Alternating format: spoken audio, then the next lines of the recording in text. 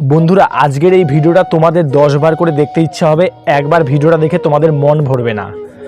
আজকের গল্পটা হলো 4-5টা মেয়ে মিলে পাড়ায় পাড়ায় ঘুরে ঘুরে হরলিক্স শ্যাম্পু বিক্রি করছিল।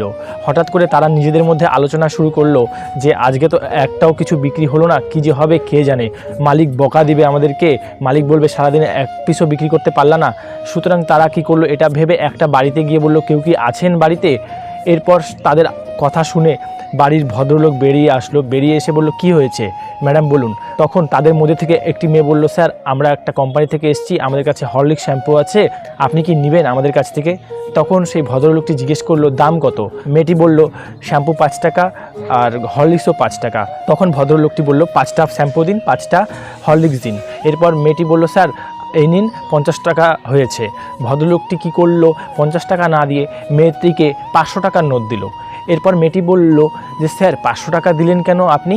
তখন ভদ্রলোকটি উত্তরে যা বলল সেটি শুনে আপনাদের মন ভরে যাবে।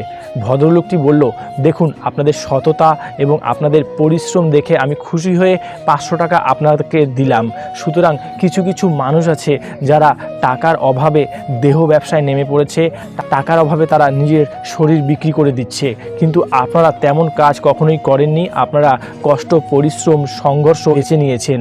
আপনারা সারাদিনে 10 টাকা কম উপার্জন করছেন, কিন্তু আপনারা পরিশ্রম করে খেটে উপার্জন করছেন। তাই বন্ধুরা সৎ পথে কষ্ট করে পরিশ্রম করে অল্প টাকাও কামাবেন, দেখবেন শান্তিতে থাকবেন, ভালো থাকবেন।